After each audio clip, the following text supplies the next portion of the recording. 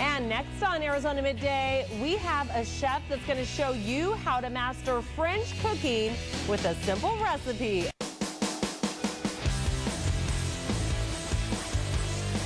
Now it's time to go gourmet in the kitchen. Today, Chef Laura is here with French cuisine that pretty much anyone can make. Good to see you. Nice to see you too. All right, when I hear French cuisine, I think, you know, that kind of scares me. What's different about French cuisine? When people hear French cuisine, they also think gourmet. So really what that's about is not so much the ingredients as opposed to the technique that you apply to those ingredients. So if you understand a few tricks of the trade, if you will, then you're able to create a dish that you could consider gourmet by any stretch of the imagination. Yeah, and you said this recipe, I mean, anyone can make at home without dealing with a lot of stress. Exactly, because we don't use a lot of ingredients. And the more you keep it simple, the better it will turn out and the better you'll feel when you're done, because you won't be looking at a huge mess behind you either. I like that. All right, what are you making? Well, what I did already to start was I heated up a little bit of butter in a saute pan. When the butter was hot, I took a New York strip steak that I had patted dry. So you always want to dry the meat first. Seasoned it with some salt and pepper and seared it on both sides to get some nice color. Okay. Once I've done that, I'm going to take some Dijon mustard and I'm just going to spread that right along the top.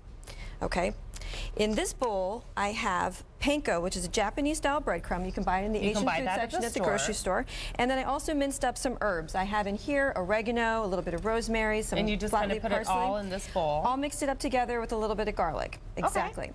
Then I'll take this, and this becomes my crust mixture. Okay, so I'll take it and I'll place it right on top of the New York strip, just so I have a nice crust on it, and then I'll press it in for good measure.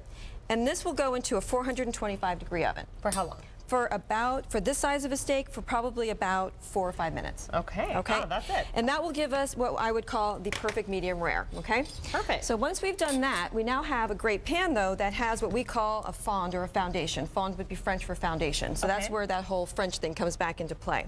So what I'm going to do with this is I'm going to take the same fat that I used to cook the steak, which is a little bit of butter, and also the drippings from the meat, and I'll add some shallots that I have sliced up that go right in here, okay?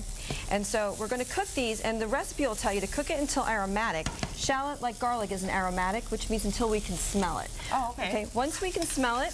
Now, I would just call that an onion. What's the difference between a shallot and an onion? Well, it's in the same family. They're both members of what's known as the allium family, actually, so they're the allies. But what's nice about a shallot is, one, it's classical for French cuisine, so you'll see that in lieu of garlic.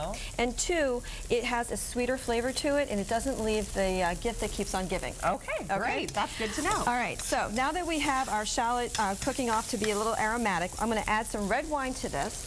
And any red wine that you like will do, but I always like using a wine that I care to drink afterward as well, okay?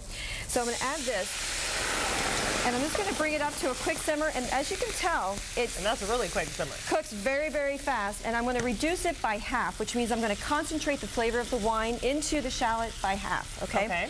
Once I've done that, I'm going to add some beef stock, and you can buy this at the grocery store as well. How much? It's a 2-to-1 ratio, twice as much wine to beef stock. Okay. Great. And by the way, everyone, this recipe is on our website, ArizonaMidday.azcentral.com. Okay, now I'm going to show you the best part, okay? There's the technique right here. We have something in here called a roux, all right?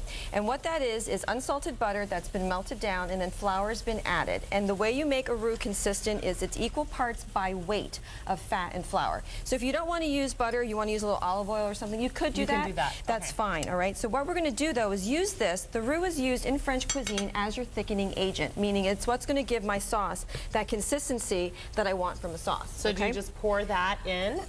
But not all at one time, because if I did, I would end up, instead of a sauce consistency in French known as nappe, I'd end up with something more glacé. Okay. And no glacé. Okay. Good to know. So I'm going to add a little bit. Out of time, so you just kind of add a little bit and then keep adding and stirring. And this is going to be the last little bit right here, and you'll see the only thing I need to do at this point, which is actually the most important step, is season my sauce to taste. And all I would use to season it is a little bit of kosher salt and pepper and some Dijon mustard to create a little bite on the tongue. And as you can tell, I have the perfect sauce. It's already done. That's it. And then there you go. That is the final product. And you just pour that sauce right on over. Take a little bit with our shallot, just like this. Before we go, what are some staples that we should have on hand, whether we're doing French cooking or any kind of cooking? Staples you should have on hand would be unsalted butter. You should have some vegetable stocks, maybe some chicken stock in your pantry as well. I would have fresh fruits and vegetables, obviously. Canned goods are good, tomatoes, beans, things like that. Have some chicken on hand in your, yeah, it's really just the basics. I love it. All right. Well, thanks a lot. That looks delicious. For more information and the recipe, you can also go to celebratedcuisine.com.